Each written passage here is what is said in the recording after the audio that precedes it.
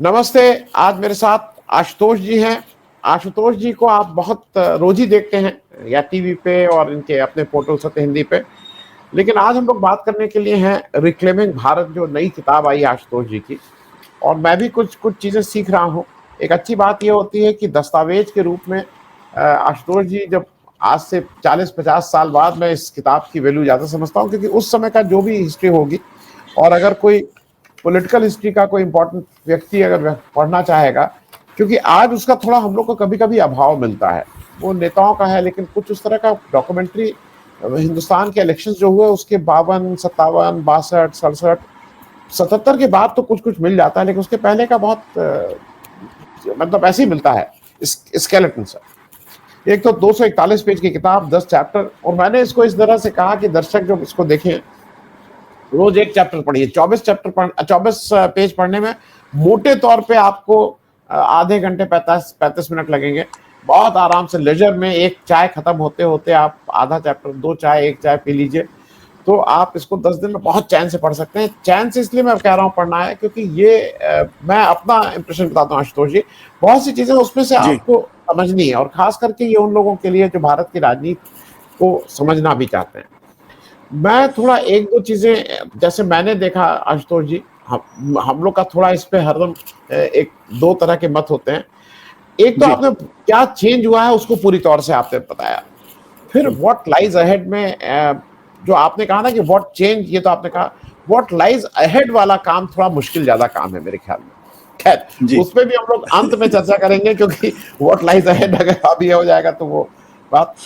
मैं शुरुआत कर रहा हूँ वो जो कॉन्स्टिट्यूशनल डिबेट की, अब जो आप बात करते हैं, सबसे बड़ा कारण मेरे हिसाब से 2024 में जो भी रिजल्ट आए, मैंने आपकी किताब उस समय पढ़ी, उस पे जो जो मूल कारण आपका है कि संविधान पे जब प्रश्न उठने लगा, और आपने उसके साथ साथ एक लार्जर कैनवस को भी खोला है, और जिसमें आपने प्रमाण के साथ जब किया, मेरे लिए वो बहुत उपयोगी है कि आरएसएस का कैसे मानस जो है वो इस संविधान को मानता ही नहीं है। वो जब भी होगा, मैं इस पे थोड़ा, एक आपका जो चैप्टर 2 है जो कॉन्स्टिट्यूशन के डिबेट की बात है, उससे शुरू कर रहा हूं, क्योंकि मैं एक लार्जर क्वेश्चन को, क्योंकि शायद आप केवल फैक्ट नहीं ला रहे हैं, आप फैक्चुअल पोजीशन बता रहे हैं, और फिर एक अपने उसको सब्सटैंशिएट करने के लिए अपने आर्गुमेंट को आप उस बात को भी कर रहे हैं जो जो मेरे ख्याल में जरूरी है कुछ दर्शकों को जो इसको समझना चाहें। आशुतोष जी। जी आनंद जी, बहुत बहुत शुक्रिया आपका। बहुत बहुत शुक्रिया कि आपने हमारी किताब पे चर्चा करना उचित समझा।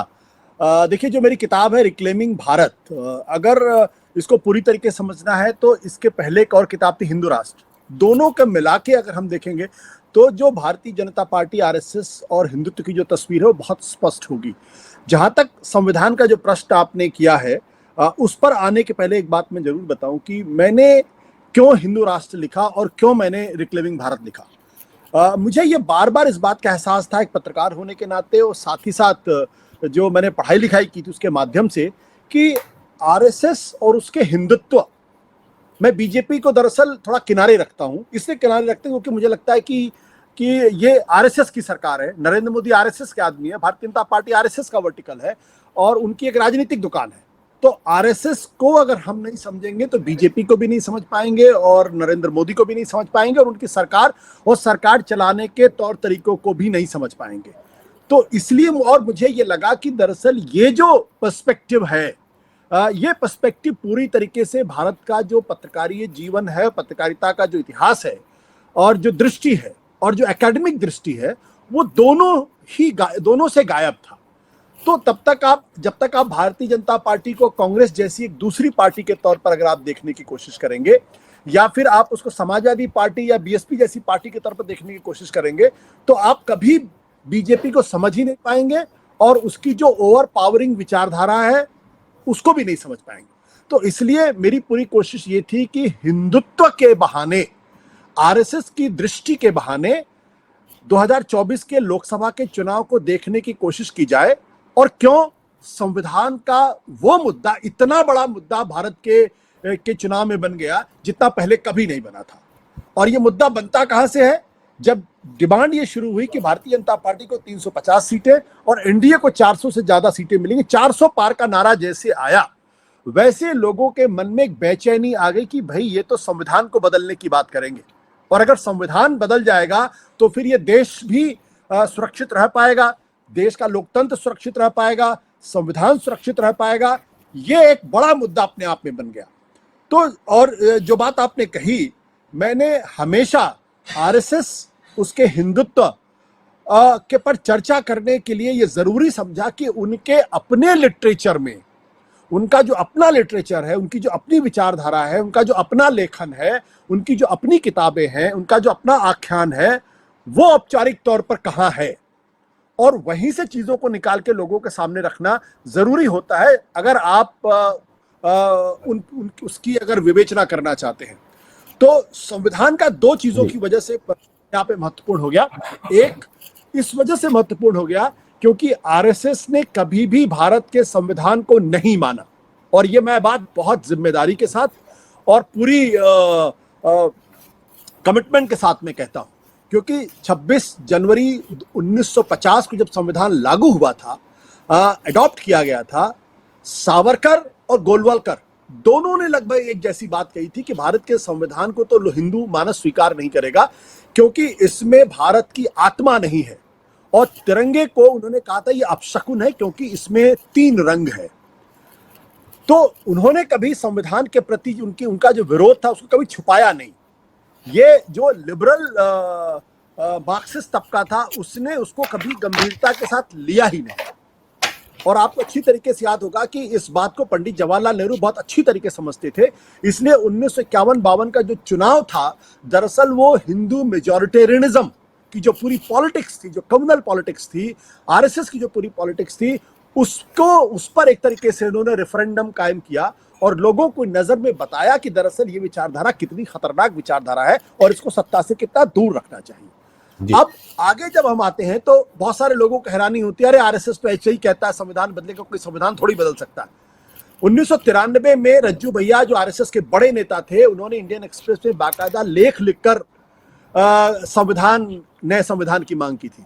जब के सुदर्शन जब आरएसएस के प्रमुख बने तो करण थापर ने उनका एक इंटरव्यू किया था, और ये तकरीबन इंटरव्यू 2000 के आसपास था। उस इंटरव्यू में वे पॉइंट ब्लैंक तौर पर सवाल पूछते हैं, क्या आप संविधान को मानते हैं? और सुदर्शन खुलकर कहते हैं नहीं मानते। वो कहते हैं we have to scrap this constitution, the exact word was scrap this constitution. ये आरएसएस के प्रमुख कह रहे हैं, और 2007 में भी जब उनसे सवाल पूछा जाता उस वक्त भी ये बात कह रहे थे। तो अब अचानक चुनाव के दौरान प्रधानमंत्री नरेंद्र मोदी जी ने कहा अगर बाबा साहब अंबेडकर भी आ जाए तो संविधान को नहीं बदल सकते। जबकि उन्हीं की इकोनॉमिक काउंसिल के चेयरमैन जिनकी मृत्यु हो गई, देखिए मैं उनका नाम भूल रहा हूं, उन्होंने मिंट में एक लेख लिखा था और उस लेख में कहा था कि इस संविधान की जगह नए संविधान की जरूरत है, और कभी भी उसका खंडन नहीं आया, बस ये कहा गया उनकी प्राइवेट राय, ओपिनियन, उनकी अपनी व्यक्तिगत राय है। नीति आयोग के एक सदस्य थे जिन्होंने कहा भारत में टू मच डेमोक्रेसी है। मोहन भागवत तक ने इस ओर इशारा किया था कि भारत के संविधान को रिव्यू करने की जरूरत है। और आपको याद होगा कि जब अटल बिहारी वाजपेयी की सरकार थी, जब उनके पास बहुमत नहीं था, तब भी उन्होंने संविधान रिव्यू कमेटी बनाई थी जिसके चेयरमैन वेंकट चलैया, जस्टिस वेंकट चलैया थे। तो आपको संविधान रिव्यू कमेटी बनाने की जरूरत क्यों पड़ रही है? आपको जो इकोनॉमिक काउंसिल के चेयरमैन वो क्यों कह रहे हैं नया संविधान की जरूरत है? तो ये हकीकत है कि भारतीय जनता पार्टी की, और चूंकि आरएसएस की एक शाखा है, वो उनको भारत के संविधान में कोई आस्था नहीं है, और इसीलिए हिंदू राष्ट्र के आख्यान को खड़ा करने की कोशिश करते हैं। मेरा स्पष्ट तौर पर मानना यह है, सिर्फ संविधान की लाश पर ही हिंदू राष्ट्र बन सकता है। अगर किसी को इस बारे में जरा सी भी गलतफहमी है कि भारत बाबा साहब अंबेडकर का संविधान में हिंदू राष्ट्र बन सकता है, तो वो बहुत बड़ी गलतफहमी का शिकार है। और 2024 का जो चुनाव है उसने इस बात को पूरी तरीके से पुख्ता कर दिया कि भारतीय जनता पार्टी चुनाव लड़ते हुए जब तक वो 400 का संविधान सीट नहीं पाएगी, तब तक वो कहेगी मजबूती के साथ उसको भारत के संविधान में आस्था है, लेकिन हकीकत में उसकी भारत के संविधान में कोई आस्था नहीं है, रत्ती भी आस्था नहीं। जी मैं और एक और चीज आशुतोष जी, मैं दर्शकों को भी बता दूं, देखिए एक पेज पे हमारे और आप में एक चीज है, और शायद मैं इसलिए नहीं कहूंगा बाकी लोग, मैं पहले राजनीति में, मैंने पहले नौकरी की, फिर मैं पूरी तौर पे राजनीति में आया, फुल टाइम राजनीति में रहा, और फिर मैं पत्रकारिता में रहा। आपको एक एडवांटेज मुझे और लगता है कि मुझे इसकी एडवांटेज है, आप पत्रकारिता किए, आप राजनीति में गए और फिर आए हैं, तो अगर एक बार आप राजनीति अंदर से देख लें तो चीजें थोड़ी मेरे ख्याल में आसान हो जाती हैं, ऐसा मुझे लगता है। लेकिन मैं एक चीज और, एक स्पेसिफिक, क्योंकि आपने बात शुरू कर दी, इसको थोड़ा तार्किक लॉजिकल एंड तक कर दें। दो चीजें, एक तो आपने इस्लामोफोबिया की बात कही कि अब जो है वो ये है डराने वाला है। दूसरी बात जो आपने सेकुलरिज्म को किस तरह से विकृत किया और किस तरह से धीरे से अडवाणी जी ने उस सेकुलरिज्म के को रीडिफाइन कर दिया, जो आज की तारीख में ये होता है कि सेकुलर है मतलब गाली जैसा लगता है। और एक और बात, मैं इसलिए इस बात को ला रहा हूं कि एक दीनदयाल उपाध्याय को लेकर हमारे समाजवादियों के बीच बात है, दीनदयाल उपाध्याय और लोहिया जी एक साथ आए थे। जब आप उनके इंटीग्रल ह्यूमनिज्म की बात करते हैं, जो उन्होंने 65 में जिस थ्योरी को किया, मैं उन चीजों पे थोड़ा थोड़ा चाहूंगा कि आप, इसलिए क्योंकि ये लार्जर पढ़ना है तो आपको इसमें जाना होगा, आपको, आपके लिए टेक्स्ट बुक है ये किताब। मैं उन सारे लोगों को जिनको लगता है कि देश का संविधान सर्वोपरि है, अगर ये आस्था है तो उसको ये किताब पढ़नी पड़ेगी। मैं इस पे एक टिप्पणी आपकी चाहूंगा, इस्लामोफोबिया, सेकुलरिज्म और integral humanism of Deendayal Upadhyay. सबसे पहले इंटीग्रल ह्यूमनिज्म देखिए, पूरी जो हिंदुत्व की जो बिरादरी है, उसमें सबसे थ्योरेटिकल लेवल पे, आइडियोलॉजिकल लेवल पे, बौद्धिक स्तर पे जो सबसे मजबूत आदमी, उनका नाम है सावरकर।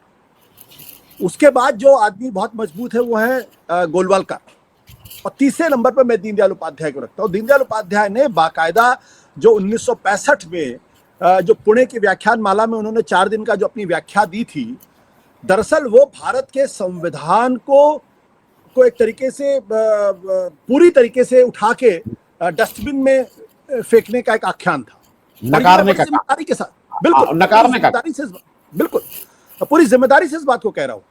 और ये जो इंटीग्रल ह्यूमनिज्म है, इसको भारतीय जनता पार्टी ने 1985 में अपना ऑफिशियल आइडियोलॉजिकल डॉक्यूमेंट कर दिया। जो डॉक्यूमेंट अपने आप में संविधान विरोधी है, जो संविधान को पूरी तरीके से नकारता है, वो भारतीय जनता पार्टी का 1985 में एक्सेप्टेड ऑफिशियल डॉक्यूमेंट है। क्योंकि गांधीयन सोशलिज्म से उनके मन में उनको लग गया गांधीयन सोशलिज्म से आगे नहीं बढ़ पाएंगे, अब लिहाजा भारतीय जनता पार्टी को पुराने हिंदुत्व के रास्ते पे चलना पड़ेगा, और इसलिए उन्होंने इंटीग्रल ह्यूमनिज्म को अपनाया, एकात्म मानववाद को अपनाया। बड़े गर्व के साथ एकात्म मानववाद की बात करते हैं।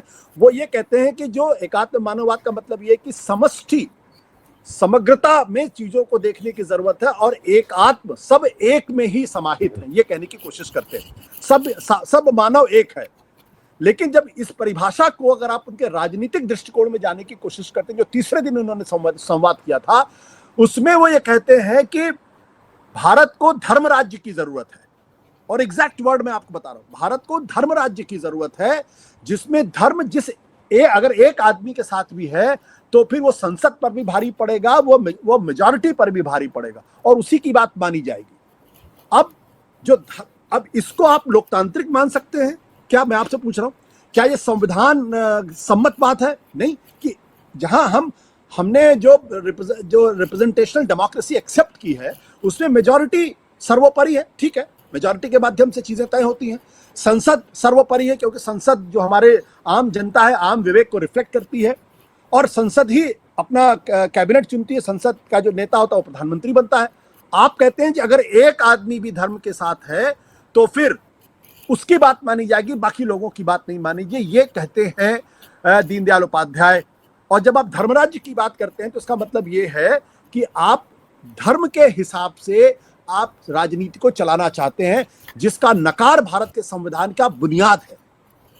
और ये डेमोक्रेसी जो पूरी दुनिया में है, वो धर्म और राजनीति को अलग करके देखती है। दूसरी बात, इस इंटीग्रल ह्यूमनिज्म में वो लिखते हैं कि भारत का जो संघवाद है, जो फेडरलिज्म है, वो दरअसल भारत की एकता, अखंडता के लिए खतरा है। और वो कहते हैं कि जब बंग माता होगी, तमिल माता होगी, जब तेलुगु माता होगी, तो फिर भारत माता कहां जाएगी? अब सोचिए, जिस भारतीय जनता पार्टी का ओरिजिनल डॉक्यूमेंट धर्मराज्य की वकालत करता है, फेडरलिज्म को भारत के संविधान के लिए खतरा मानता है, वो भारतीय जनता पार्टी कहती है कि हमारी इस संविधान में आस्था है। ये अपने आप में कितना बड़ा विरोधाभास है, कितना बड़ा विडंबनापूर्ण बात है। तीसरी बात जो आपने इस्लामोफोबिया की बात की, वो भारतीय जनता पार्टी लाख कहे कि सबका साथ, सबका विकास, सबका प्रयास, उसको मुस्लिम तबके को साथ लेकर चलने में उसकी कोई आस्था ही नहीं है।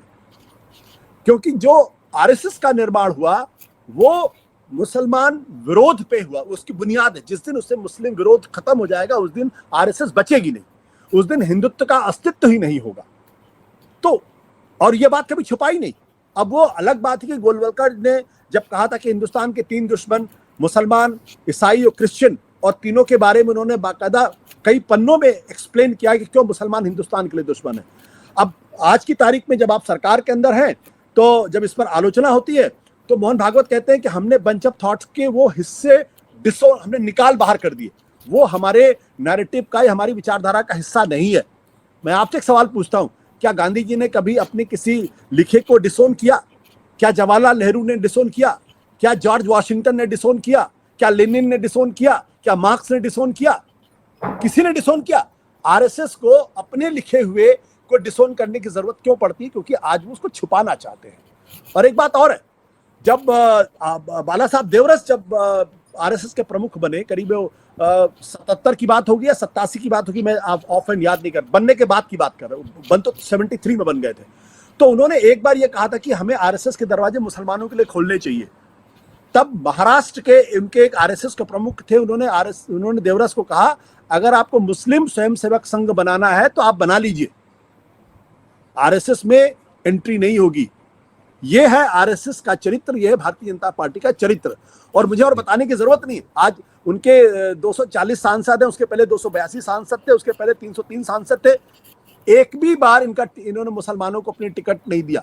और एक बेचारे मुख्तार अब्बास नकवी कहीं कैबिनेट मिनिस्टर थे, अब वो भी बाहर हो चुके हैं। जी। तो इनका जो ये सबका साथ, सबका विकास और सबका प्रयास की जो बात करते हैं वो बहुत ही बेकार की बात है। तीसरी बात जो आपने कही, सूडो सेकुलरिज्म।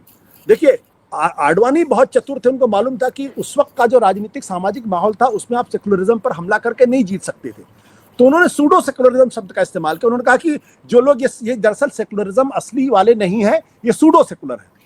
अब उस सूडो सेकुलर को आज की तारीख में कह दिया गया सिक्यूलर और उसको गाली बना दिया गया। तो कितने करीने से इन्होंने सेकुलरिज्म शब्द को, जिसमें इनकी कोई आस्था नहीं है, उसको इन्होंने गाली बनाया और बहुत ही सिस्टमेटिक तरीके से उन्होंने गाली बनाया।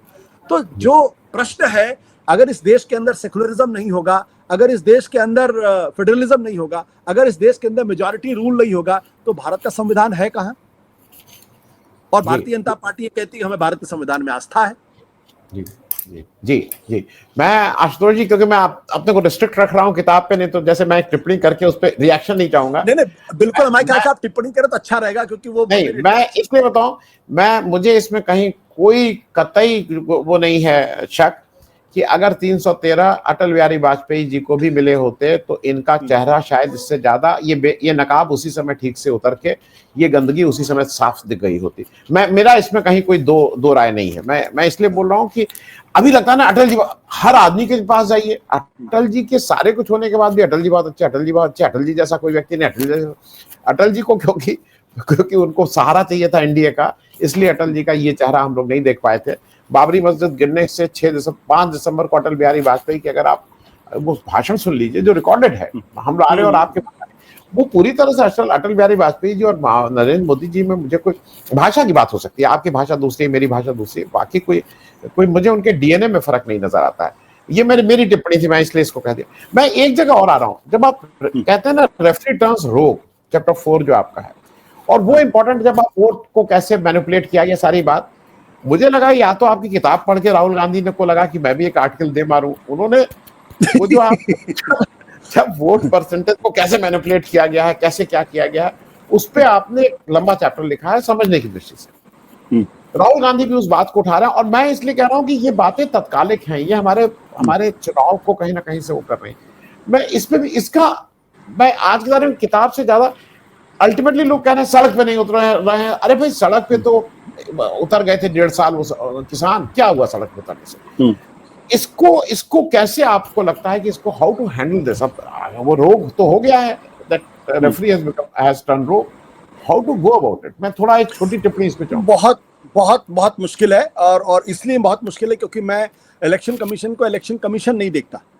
इलेक्शन कमीशन को मैं भारत जो आरएसएस की विचारधारा है उसका एक इंस्ट्रूमेंट के तौर पर देखता हूं, और इसलिए जब तक ये विचारधारा सत्ता में है, तब तक आप इलेक्शन कमीशन के आचार व्यवहार में आप बदलाव नहीं देख सकते, ये असंभव है। और इसलिए जो सुप्रीम कोर्ट ने जो टिप्पणी की थी कि भाई इलेक्शन जो चुनाव आयोग का जो चयन प्रक्रिया है उसमें मुख्य चुनाव आयुक्त को होना चाहिए, जिस दिन उसमें 2-1 हो जाएगा, मतलब एक सरकार का पक्ष होगा और 2 अलग होंगे, उस दिन इलेक्शन कमीशन में विचारधारा के से पूरी तरीके से प्रेरित व्यक्ति की नियुक्ति नहीं हो पाएगी वहां पे। इसीलिए सुप्रीम कोर्ट के उस फैसले को बदलकर उसमें प्राइम मिनिस्टर और कैबिनेट मिनिस्टर कर दिया, ताकि परमानेंटली उनकी विचारधारा का आदमी ही यहाँ रहे। तो मेरा स्पष्ट तौर पे मानना यह है कि जो लोग जिनको जो ये उम्मीद करते हैं कल कोई एक ऐसा आदमी आएगा जो चुनाव आयोग को बदल देगा और चुनाव आयोग टीएन सेशन की तरीके से बिहेव करने लगेगा, जब तक ये विचारधारा अपने आप में सत्ता में पूरी तरीके से काबिज है तब तक वो नहीं होने वाला है। और राहुल गांधी हो या कांग्रेस पार्टी हो या विपक्ष हो, सर पटक के मर जाएंगे, लेकिन इस समस्या का समाधान निदान नहीं हो पाएगा।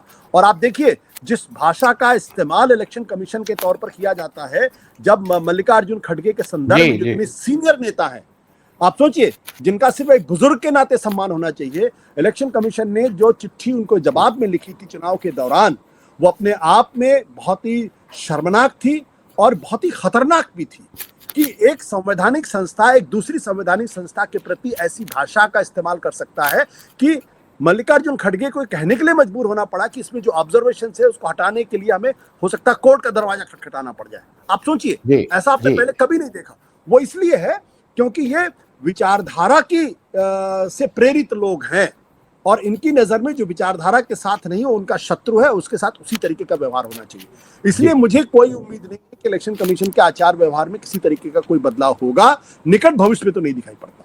जी, मैं आशुतोष जी एक जगह मैं क्योंकि टिप्पणी कर रहा हूं, और मैंने एक चीज आपको बता दूं, मैंने आपके जो और कई जगह किताब का इस समय काफी धूम मची हुई है, बेस्ट सेलर में आ रही है, मैंने इसलिए नहीं देखा क्योंकि फिर मैं बायस हो जाता। मैंने कहा कि नहीं, मैं जब आशुतोष जी से बात कर लूंगा तब मैं दूसरे आपके रिव्यूज देखूंगा। चैप्टर 5 जब आप कह रहे हैं ना रिग्ड प्लेइंग फील्ड, जब संस्थानों पे कब्जे की बात कर रहे हैं, अरविंद केजरीवाल जी की गिरफ्तारी, हेमंत सोरेन की गिरफ्तारी, कांग्रेस के फंड्स को करना, मुझे एक और नजर आता है। अब वो मतलब वो शायद मुझे ऐसा लगता है कि राहुल गांधी की जो सदस्यता गई थी वो भी एक तरह से प्रूफ था कि इनकी जुडिशरी में किस तरह का इन्होंने कंट्रोल कायम कर लिया, और गुजरात में ले जाके वो इट्स एम्पल प्रूफ। अब हो सकता है कि जुडिशरी के लिए कहने में वो दिक्कत हो, लिखने में दिक्कत हो, क्योंकि जुडिशरी उसको दूसरे ढंग से लेगी, लेकिन उन संस्थाओं पे जब आप कह रहे हैं रिग्ड प्लेइंग फील्ड, तो उस प्लेइंग फील्ड का कहीं जो वो है वो भी मेरे ख्याल में आज की तारीख में कॉम्प्रोमाइज है। राहुल गांधी की सदस्यता जाना, क्योंकि मुझे लगा वो शायद मिस हुआ, फिर मुझे लगा कि नहीं, जुडिशरी पे लिखने में शायद आपको लगा हो कि जुडिशरी पे ना लिखे। मैं इस पे एक टिप्पणी चाहूंगा, राहुल गांधी की सदस्यता गई थी वो बिल्कुल रिग्ड प्लेइंग फील्ड का ही हिस्सा था, ऐसा मुझे लगता है। देखिए, बिल्कुल बिल्कुल आपसे देखिए, हमारे बहुत सारे साथी मित्र कहते हैं कि विपक्ष सड़क पे क्यों नहीं उतरता। आपने खुद ही जवाब दे दिया कि किसान सड़क पे उतरे, उनके साथ क्या 700 लोग मर गए। मतलब एक इस देश के अंदर एक ऐसी सरकार है जिसको 700 किसान मरे, इसके प्रति कोई संवेदनशीलता नहीं। आज तक सरकार ने इनके प्रति किसी तरीके की कोई संवेदना ही जाहिर नहीं की। और इनके साथ के जो लोग हैं, जो इनकी विचारधारा के मानस पुत्र लोग हैं, वो जिन शब्दों का इस्तेमाल करते हैं ऐसे लोगों के लिए, वो आप अच्छी तरीके से जानते हैं। मैंने कहा कि हमारे बीच बहुत सारे ऐसे पत्रकार हैं जो इस बात को समझते ही नहीं कि भाई ये 2014 के पहले की मनमोहन सिंह की सरकार नहीं है, जहां आप सड़क पे उतर सकते थे, जहां आप अपनी बात को मजबूती के साथ रख सकते थे, जहां अगर आप कोई बात कहते तो मीडिया आपके साथ खड़ा हो सकता था। आज वो सारी स्थितियां पूरी तरीके से खत्म हो चुकी हैं। आप देखिए, कुंभ को लेकर कितनी बड़ी स्टोरी बीबीसी ने की। आपने किसी अखबार में एक लाइन सुना उसके बारे में? सिवाय डिजिटल स्पेस में कहीं उसका कोई जिक्र नहीं था। मतलब एक मुख्यमंत्री को वो रिपोर्ट पूरी तरीके से झूठा साबित कर देती है और साथ ही साथ एक पूरे कवर अप ऑपरेशन का खुलासा करती है। तो इस पर तो हंगामा देश के अंदर होना चाहिए था। मैं ये नहीं कहता हूं कि बीबीसी की रिपोर्ट 100% सही है, 100% गलत है, लेकिन उस पर चर्चा तो होनी चाहिए, सरकार की तरफ से भी चर्चा होनी चाहिए, और लेकिन वो नहीं होती है। तो ये जो लेवल प्लेइंग की फील्ड है, आप देखिए कि चुनाव के ठीक पहले एक झारखंड के मुख्यमंत्री को अरेस्ट कर लिया जाता है, बाद में पता चलता है तो केस में ही कुछ दम नहीं। ये अदालत ने कहा 6 महीने तक आपने उनको रखा। उसके बाद अरविंद केजरीवाल को भी चुनाव के दौरान गिरफ्तार कर लेते हैं, कांग्रेस पार्टी का अकाउंट फ्रीज कर देते हैं। आपने कभी सुना? तो कहां लेवल प्लेइंग फील्ड है? आज किसी भी राजनीतिक पार्टी का, विपक्षी पार्टी का कार्यकर्ता अगर कल वो धरने पे जाना चाहेगा तो रात पहले से उसके घर में पुलिस पहुंच जाएगी और उसको हाउस अरेस्ट कर लिया जाएगा। उसके खिलाफ इतने केसेस लाद दिए जाएंगे कि वो बेचारा सर्वाइव ही नहीं कर पाए, जिंदगी भर केस ही लड़ता लड़ता मर जाएगा। वो उसके खातों को सीज कर दिया जाएगा। राजनीतिक पार्टी का खाता अगर आप सीज कर लिए और जो राजनीतिक पार्टियों के दानदाता है अगर उनके घरों पे इनकम टैक्स के छापे मार दिए गए तो चुनाव कैसे लड़ेंगे वो? क्या ये स्थितियां सामान्य स्थितियां हैं? ये हमारे बहुत सारे पत्रकार महोदय और हमारे बहुत सारे साथी इस बात को शायद नहीं समझते। कहते राहुल गांधी कुछ करते क्यों नहीं? अरे राहुल गांधी जब कहते हैं तो मीडिया में किस तरीके से उसकी प्रतिस्थापना होती है आप देखते हैं।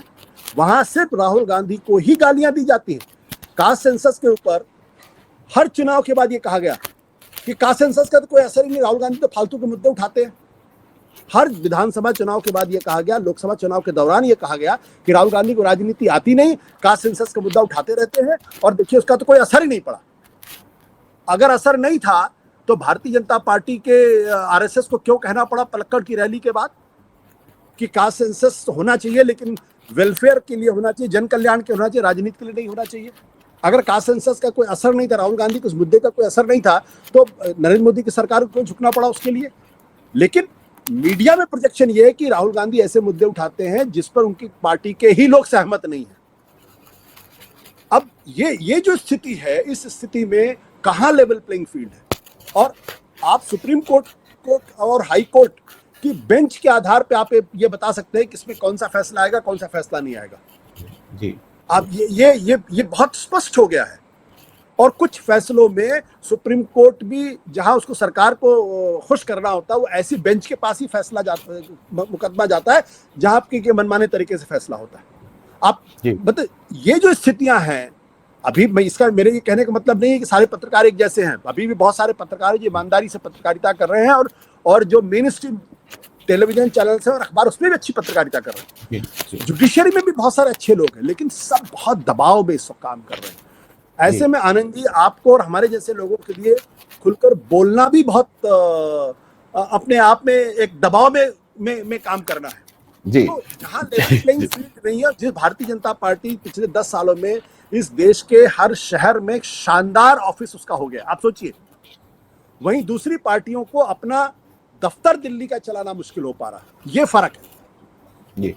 मैं आशुतोष जी सिर्फ इतना कह दूं पाठकों को, दर्शकों को, कि अपना सामान्य काम हम लोग कर रहे हैं, उसको लोग कहते हैं कि क्या आपने हिम्मत दिखाई है। आप सामान्य काम कर रहे हैं, आपने कोई एक्स्ट्रा काम नहीं किया, ये आपको करना है, ये नहीं तो मत करिए ये काम। उसी तरह से आज की तारीख में कोई अधिकारी जो अपना सामान्य काम करता है उसको बड़ा ईमानदार है, भाई वो तो देवता आ गए। अरे वो सामान्य काम को ये माना जा रहा है कि आप आउटस्टैंडिंग हो गए हैं। खैर, मैं एक जगह पे और जरा बातचीत कर लूं क्योंकि वो इम्पोर्टेंट है। आपने एक इम्पोर्टेंट फैक्टर को लाए हैं और वो लोगों को समझाना भी जरूरी है कि यूपी इस देश की, मैं खास करके बीजेपी की जो राजनीति है उसका, जो कहते हैं ना कि जो रावण को बताया था कि उनकी नाभि में वो है, यूपी ही उनका वो हृदय है जिसको कहते हैं। और उस पर आपने बहुत डिटेल में किया था, road block to Hindu juggernaut. मैं वहीं से शुरू कर रहा हूं, जो 6ठा चैप्टर से आपने इसको शुरू किया है। और मैं इसको आज के संदर्भ में भी कह रहा हूं, आज भी शायद यूपी ही सबसे ज्यादा इनके लिए इंपॉर्टेंट है। मैं इस पे, क्योंकि यूपी में आपने फिर वाराणसी, अयोध्या की भी बात की है, योगी जी की भी डिटेल में बात की, हम लोग उस पर भी थोड़ा बात करेंगे। लेकिन आप भी अभी भी आपको ये है ना कि यूपी अगर ये हारते हैं तो इनके हाथ से देश चला जाता है। इनको यूपी को ही जिंदा रखना है। और खास करके जब काशी भी यही है, मथुरा भी यही है और राम जन्मभूमि तो अब हो ही गया है। इस पे एक टिप्पणी में जरा समझना चाहूंगा कि यूपी की इंपॉर्टेंस आपने किताब में ठीक से ये दो तरीके से समझ सकते हैं। एक तो उत्तर प्रदेश की जो राजनीतिक महत्ता है, 80 सीटें हैं, हिंदुस्तान का सबसे बड़ा प्रदेश है, जो जो प्रदेश 80 सीटें लोकसभा के लिए देगा, जाहिर सी बात है वो ऑटोमेटिकली अपने आप में ही बहुत महत्वपूर्ण हो जाएगा, सबसे महत्वपूर्ण हो जाएगा। उसके बाद महाराष्ट्र का नंबर, जहां से 48 मेंबर ऑफ पार्लियामेंट आते हैं। दूसरी बात, बीजेपी के लिए, आरएसएस के लिए, बल्कि आरएसएस के लिए उत्तर प्रदेश क्यों महत्वपूर्ण है? इसलिए महत्वपूर्ण है क्योंकि यहां वो अयोध्या की राम मंदिर स्थित है जो आरएसएस की आंदोलन की पूरी जिसे कहते हैं आत्मा एक तरीके से है। अगर आरएसएस, अगर राम मंदिर का आंदोलन नहीं खड़ा होता तो बीजेपी कभी यहां तक पहुंच ही नहीं सकती थी, आरएसएस कभी इतनी पावरफुल हो ही नहीं सकती थी। वो राम मंदिर है, उसके अलावा वहां बनारस है, उसके अलावा वहां पे मथुरा है। तो मैं इसको तीन तरीके से देखने की कोशिश करता हूं। ये सिर्फ राम मंदिर, काशी विश्वनाथ और मथुरा के कृष्ण जन्मभूमि के संदर्भ में नहीं देखता हूं उसको। मैं देखता हूं कि राम जो हमारी परंपरा के सबसे बड़े मर्यादित पुरुष है, शिव जिनका एक कल्ट है, और कृष्ण, तो राम, कृष्ण और शिव जो हिंदू परंपरा के 3 सबसे बड़े प्रेरणा स्रोत हैं, वो उत्तर प्रदेश के अंदर हैं। और भारतीय जनता पार्टी इन तीनों प्रतीकों पुरुष के माध्यम से अपनी राजनीति को आगे बढ़ाना चाहती है, और इन तीनों प्रतीक पुरुषों के जरिए वो माइनॉरिटी कम्युनिटी के खिलाफ एक माहौल बनाना चाहते हैं। तो जो विचारधारा का जो केंद्र है, भारतीय जनता पार्टी गुजरात के अंदर बहुत पावरफुल है, लेकिन गुजरात के अंदर उसकी विचारधारा का एक भी केंद्र नहीं है। वो सारे केंद्र उत्तर प्रदेश के अंदर है। और इसीलिए इसके साथ साथ इसीलिए नरेंद्र मोदी को जब हिंदुस्तान का प्रधानमंत्री बनना होता है तो बड़ौदा की सीट छोड़कर उनको बनारस आना पड़ता है, और बनारस में जब जीतते हैं तो बड़ौदा की सीट को छोड़ देते हैं। वो गुजरात के से मेंबर ऑफ पार्लियामेंट होकर भी देश के प्रधानमंत्री बन सकते थे। क्यों वो उत्तर प्रदेश आना चाहते हैं, क्यों वो बनारस चुनाव लड़ना चाहते हैं, और जीतने के बाद क्यों वो बनारस को अपनाते हैं और गुजरात की सीट को छोड़ देते हैं? इसी से ही सवाल का जवाब मिलता है, क्योंकि उत्तर प्रदेश राजनीतिक तौर पर भी और विचारधारा के स्तर पर भी वो बीजेपी की का मूल है। जिस दिन उत्तर प्रदेश के अंदर बीजेपी साफ हो जाएगी, उस दिन भारतीय जनता पार्टी और आरएसएस विचारधारा के स्तर पर भी खत्म हो जाएगी और राजनीतिक स्तर पर भी खत्म हो जाएगी, जिसका खतरा 2024 के चुनाव में उनके सामने पूरी तरीके से आके खड़ा हो गया। 33 सीट लेकर आना उस उत्तर प्रदेश के अंदर जहां चुनाव के पहले आपने राम मंदिर का उद्घाटन किया, और उस वक्त ऐसा माहौल लग रहा था जैसे पूरे देश के अंदर भारतीय जनता पार्टी को 400 सीट लाने से कोई रोक नहीं सकता। उस उत्तर प्रदेश की जमीन पे आप अयोध्या में भारतीय जनता पार्टी चुनाव हार जाती, जहां पे अवधेश पासी ये नारा देते हैं, न मथुरा न काशी। आप देखिए, या अब की बार अवधेश पासी, जब मथुरा न काशी और ये आवाज निकलती है अयोध्या से, यानी इनके जो तीनों विचारधारा के केंद्र हैं उस पर सीधा हमला अवधेश पासी करते हैं। अवधेश पासी कौन है? हिंदुस्तान का दलित है।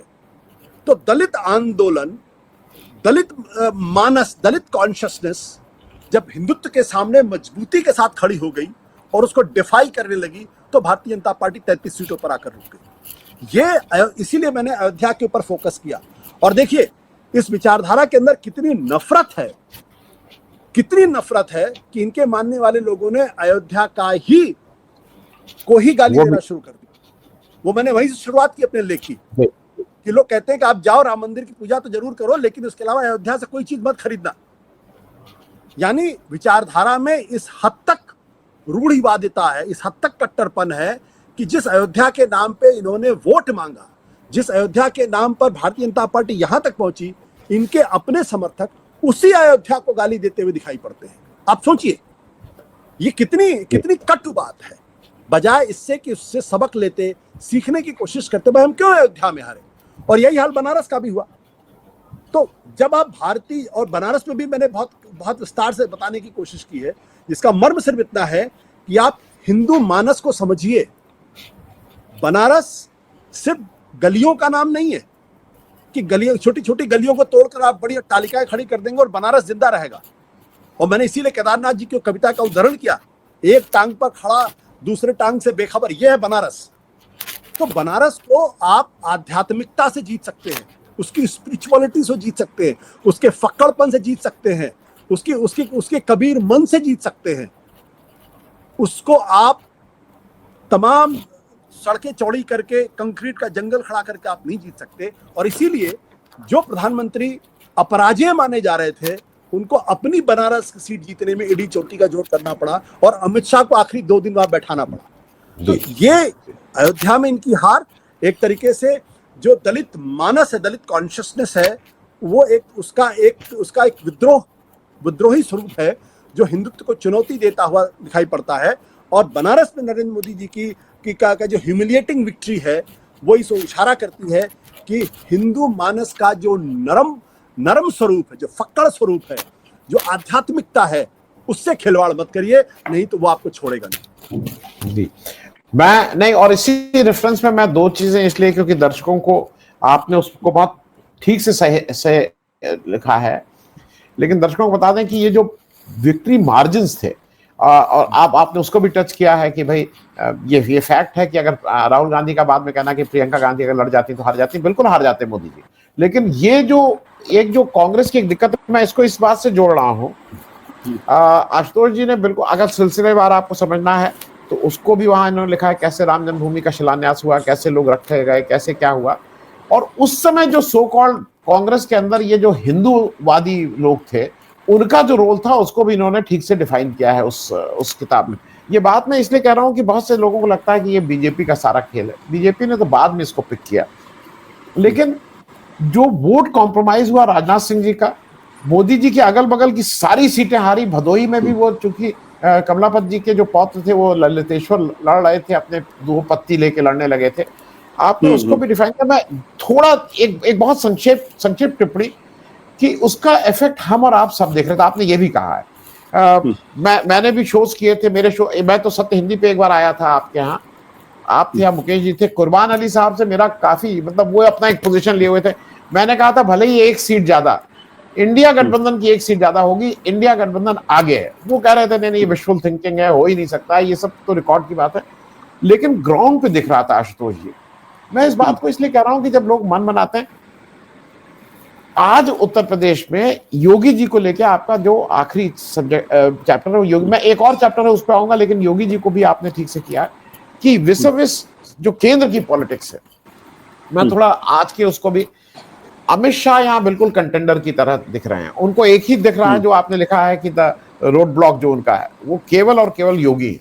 मैं थोड़ा इस पे भी करना चाहूंगा कि क्या यूपी चेंज हुआ है, यूपी से सबक लिया है बीजेपी ने, या पुराने ही ढर्रे कायम है? योगी जी भी बुलडोजर उसी रफ्तार से चला रहे हैं, मोदी जी भी उसी रफ्तार से, वो कुछ चेंज नहीं दिखाई दे रहा है। तो क्या इसका खामियाजा बीजेपी आगे और भुगतेगी, या लोगों का मानस चेंज हुआ? मुझे नहीं समझ में आ रहा है, इस पे एक टिप्पणी। देखिए, जो बीजेपी में जो कुछ भी बदलाव आएगा, वो बदलाव तब आएगा जब आरएसएस के मानस में बदलाव आएगा, आरएसएस की विचारधारा के अंदर जब उसको परिष्कार करने की प्रेरणा आएगी तब होगा।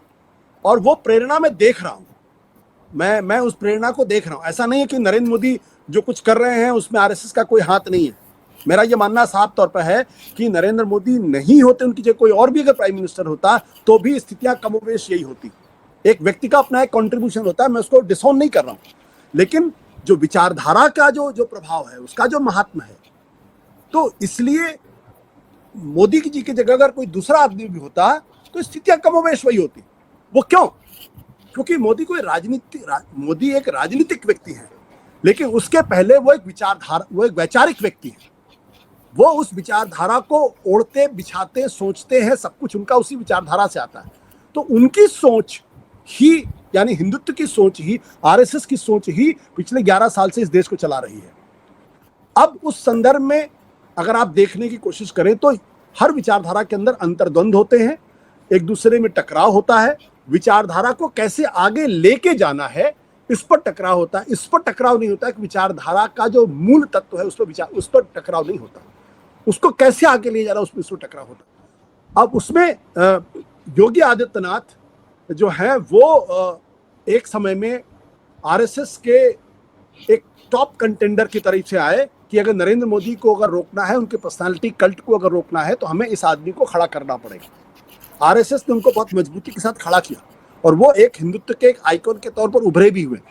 लेकिन पिछले दिनों जो मेरी आरएसएस के कई लोगों से बातचीत हुई उसके आधार पर मेरा निष्कर्ष ये है कि अब वो योगी आदित्यनाथ को लेके कॉशियस हो गए हैं, क्योंकि योगी आदित्यनाथ की सबसे बड़ी प्रॉब्लम क्या है, वो आरएसएस के अनुशासन से नहीं निकले हैं, वो हिंदू महासभा से आए हैं, इसलिए वो किसी अनुशासन में बंद कर नहीं रह सकते।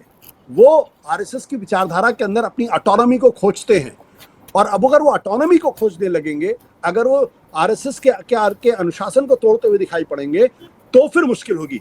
उनको कई बार ये संदेश दिया गया कि हर मस्जिद में शिवलिंग क्यों खोजना। दरअसल ये संदेश मोदी जी के लिए नहीं था, ये संदेश योगी आदित्यनाथ के लिए था कि अब इसको आप बंद करिए, संभल में जो हो रहा है उसको आप बंद करिए या कम करिए इसको।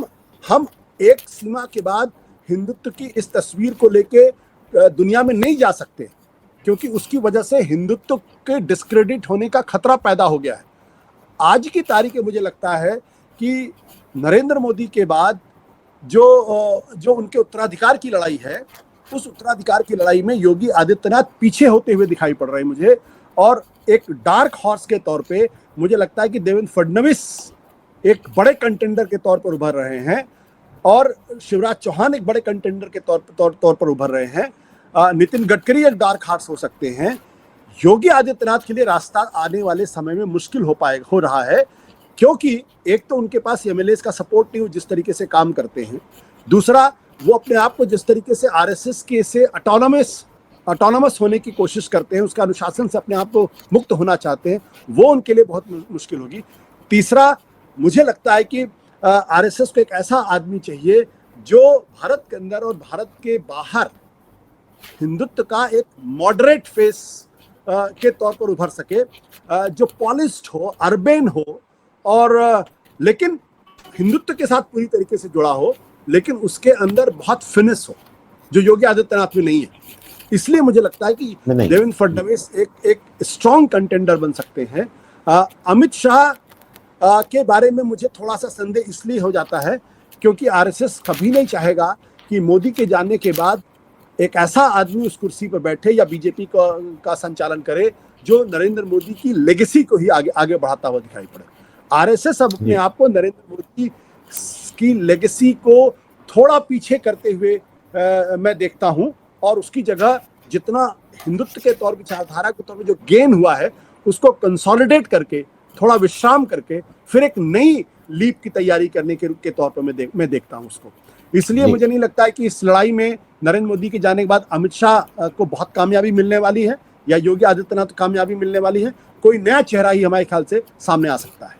जी आशुतोष जी, किताब पे मैं अंतिम, क्योंकि आपका वो है तो नवा चैप्टर, मैंने उसको जानबूझ के अंत में रखा था कि लास्ट क्वेश्चन चैप्टर वाइज वो रखेंगे, the tacit retaliation of Muslims. मुसलमानों ने इसमें कोई दो राय नहीं है कि उन्होंने बिल्कुल टैक्टिकली इस बार वोट किया, और एक बड़ी ताकत के रूप में न केवल, मैं तो कहूंगा दो तीन चीजें हो रही थी। वो कांग्रेस के पीछे जब मुस्लिम खड़े हुए दिखाई दिए, उससे उन्होंने प्रेशर बनाया कि सपा कांग्रेस के साथ ठीक से गठबंधन कर ले। वो प्रेशर मुस्लिम समाज से आया, और पार्टी के रूप में कांग्रेस के पास भले ही कम सीटें हों, लेकिन वो वोट लाने में सफल रहती है। उसने कम से कम ये कर लिया है कि वो उनके साथ खड़े। मैं इस पे, क्योंकि उस पे भी आपने एक पूरा चैप्टर, जो चैप्टर 9 है, और हम और आप, जो मुझे ऐसा लगता है, जो हम सब लोगों की आरएसएस की इतनी बात हुई, इस विचारधारा का जो सबसे बड़ा हमें उससे दिक्कत है, वो जिस तरह से इस देश के एक नागरिक को उसके धर्म विशेष होने की वजह से आप उसको जिस तरह से डिमीन करते हैं, उसको जिस तरह से रोज सुबह से शाम तक उसको डर में रखते हैं, उसके क्या क्या नहीं करते हैं, उसको आपने चैप्टर 9 में किया। मैं उस पर एक टिप्पणी चाहूंगा, क्योंकि मैंने जानबूझ के उसको लास्ट में रखा था कि वो एक टैक्टिकली मुस्लिम का पूरे देश का इसी तरह से टैक्टिकल वोटिंग दे रहा है, वोटिंग करेगा धीरे धीरे।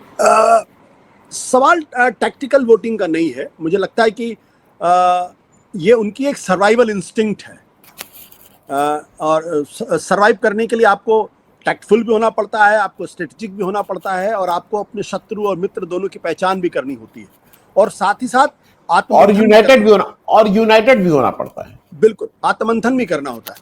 देखिए, पिछले 11 सालों से जो मैं देख रहा हूं कि मुसलमानों के अंदर जबरदस्त तरीके से आत्ममंथन चल रहा है, जबरदस्त तरीके से इंट्रोस्पेक्शन हो रहा है, और उनके अंदर ये रियलाइजेशन आ रहा है कि उनसे बड़ी गलतियां हुई हैं, और उस रियलाइजेशन में जो सबसे बड़ा रियलाइजेशन है कि उन्होंने अपने पूरे समाज को, जो इनके धर्म गुरु थे, जो कठमुल्ला थे, उनको सौंप दिया, उनके हाथ में लीडरशिप दे दी।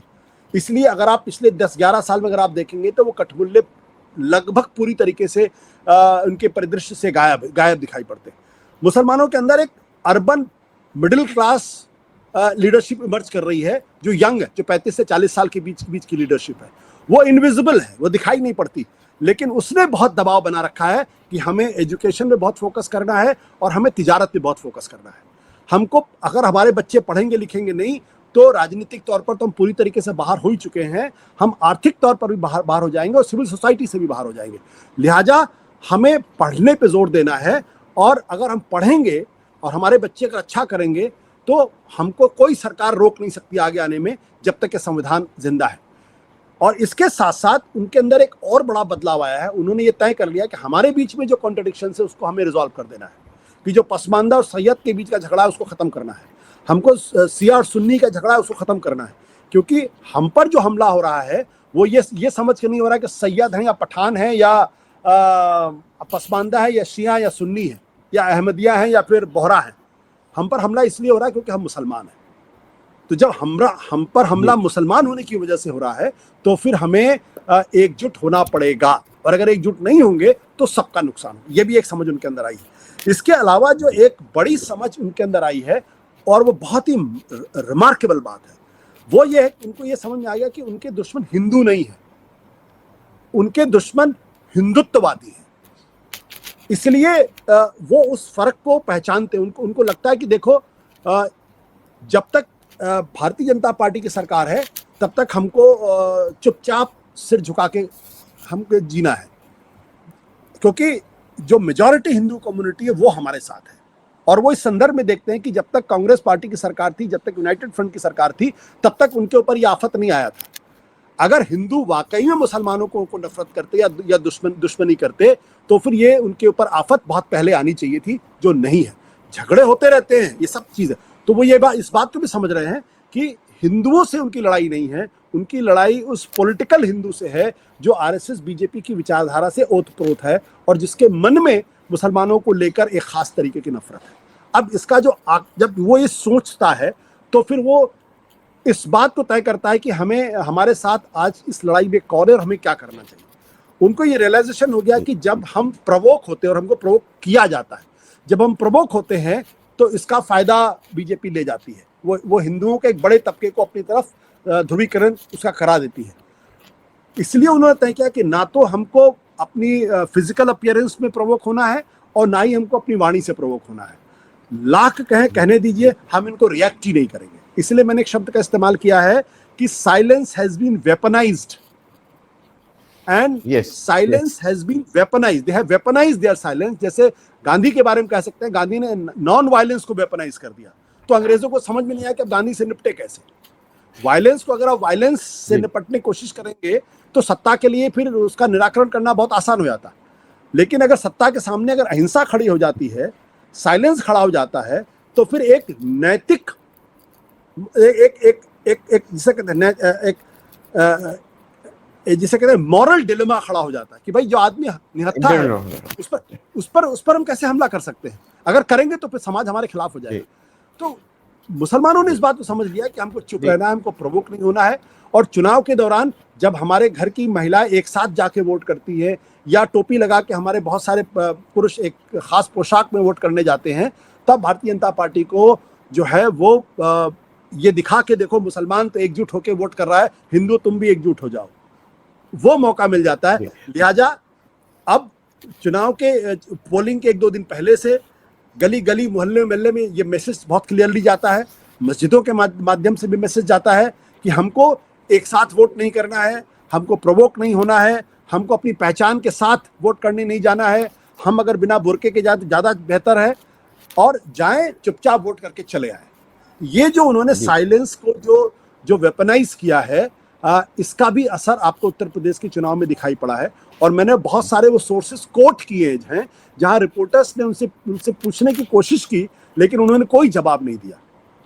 जी जी, मैं एक और चीज आशुतोष जी कहूँ कि मैं उन सारे दर्शकों को जिनको रेफरेंस के साथ चाहिए, क्योंकि सारे रेफरेंस आशुतोष जी ने सिलसिलेवार उसको दे रखा है, तो आपको केवल ये नहीं लगता है कि किसी की कमेंट्री है, वो रेफरेंस के साथ वो तर्क हैं।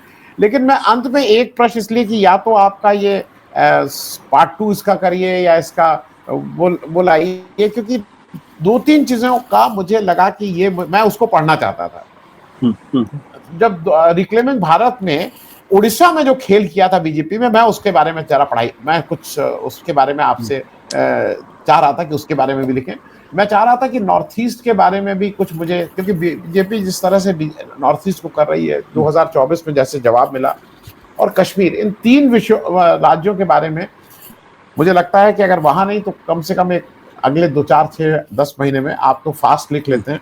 ये भी एक करना है कि बीजेपी ने इन राज्यों के साथ भी बहुत किया। आपको लगता है कि हमें एक और किताब लिखनी चाहिए ताकि जो और दूसरे उड़ीसा का सवाल है या फिर नॉर्थ ईस्ट का सवाल है उसकी भी विवेचना हो जाए तो ज्यादा बेहतर होता। दरअसल मुझे लगा कि ऐसी बहुत जैसे हमारे मित्र राजदीप सरदेसाई ने जो किताब लिखी है, उन्होंने पूरे चुनाव का एक तरीके से वर्णन उसमें कर दिया है।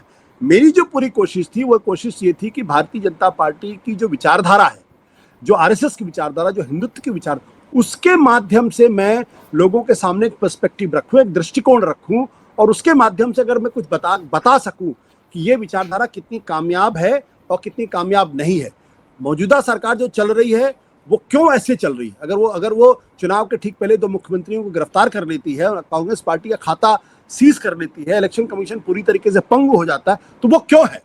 मैंने इस सवाल का जवाब देने की कोशिश की है। मैं एक तीसरी किताब पे काम कर रहा हूं और उस किताब में मैं जो मेरी विचारधारा के जो तत्व हैं, जो हिंदू राष्ट्र में भी हैं और रिक्लेमिंग भारत में भी हैं, जो अलग अलग बिखरे पड़े हुए हैं, उनको समेट कर मैं एक जिसका अंग्रेजी का शब्द है एडिफिस ऑफ आइडियोलॉजी, मैं खड़ा करना चाहता हूं, ताकि अगर जैसे मैं आज उस पर विचारधारा पर उतनी बात नहीं हो पाई। जैसे मैंने एक बात कही जिसको लोगों में काफी प्रतिक्रिया है। मैंने कहा कि भाई मनमोहन सिंह और नरेंद्र मोदी के बीच में जो सत्ता का हस्तांतरण हुआ, ये बिल्कुल उसी तरीके से सत्ता का हस्तांतरण था जैसे 15 अगस्त 1947 में ब्रिटिशर्स से हिंदुस्तानियों को सत्ता का हस्तांतरण हुआ। कई लोगों को इस पर आपत्ति है, लेकिन मैं ये कहना चाह रहा था कि दरअसल जो सहमति के बिंदु या सरकार चलाने का तरीका और सरकार की जो सोच जो ब्रिटिशर्स की थी वो हिंदुस्तानियों की नहीं थी। ब्रिटिशर्स की सोच एक अलग सोच थी, वो अलग तरीके से सरकार चला रहे थे। जब हिंदुस्तानियों के हाथ में सत्ता आई तो अलग तरीके से चला रहे थे। उसी तरीके से मनमोहन सिंह के पहले, मनमोहन सिंह तक जो सरकारें चल रही थी, उन सरकारों में एक आम सहमति थी हर बिंदु को लेकर। लोकतंत्र कैसा होना चाहिए, मेजॉरिटी रूल कैसा होना चाहिए, संसद में कैसा व्यवहार होना चाहिए, प्राइम मिनिस्टर कैसा होना चाहिए, विपक्ष के प्रति क्या भूमिका है, स्पीकर क्या होना चाहिए, ये सारे कंसर्न थे, सारे इश्यूज थे, उसमें सहमति थी। जब मनमोहन सिंह के बाद नरेंद्र मोदी के हाथ में सत्ता आई, जब आरएसएस के हाथ में सत्ता आई, वो आम सहमति पूरी तरीके से टूट गई। इसीलिए आज आप संसद का बदला हुआ स्वरूप देखते हैं, चेयरमैन ऑफ द राज्यसभा का बदला स्वरूप देखते हैं, स्पीकर का स्वरूप, स्पीकर के कंडक्ट को देख के आप चौंक जाते हैं, आप जुडिशरी का कंडक्ट देख के चौंकते हैं, इलेक्शन कमीशन कंडक्ट देख के चौंकते हैं, एनफोर्समेंट डायरेक्टोरेट, सीबीआई, पुलिस, सबका चरित्र एक तरीके से बदला हुआ दिखाई पड़ता है, सिविल सोसाइटी का चरित्र बदला हुआ दिखाई पड़ता है, प्रेस का चरित्र बदला हुआ दिखाई पड़ता है, और आप हैरान रह जाते हैं, अरे ये क्या हो गया? तो ये जो बदलाव है ये क्यों है? जी, मैं दरअसल इस बदलाव की पड़ताल या खोज में मैंने इस किताब को लिखा है, और मुझे लगता है कि ये खोज पूरी होगी एक मेरी तीसरी किताब में, जिस पर मैंने काम शुरू कर दिया है।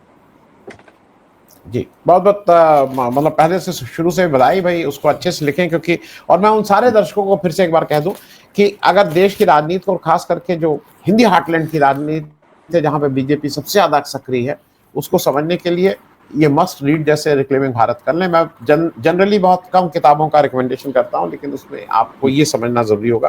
आशुतोष जी, बहुत बहुत धन्यवाद बातचीत करने के लिए और इतना लंबा समय निकालने के लिए। Thank you so much. बहुत बहुत शुक्रिया, बहुत बहुत शुक्रिया आपने, बहुत बहुत शुक्रिया।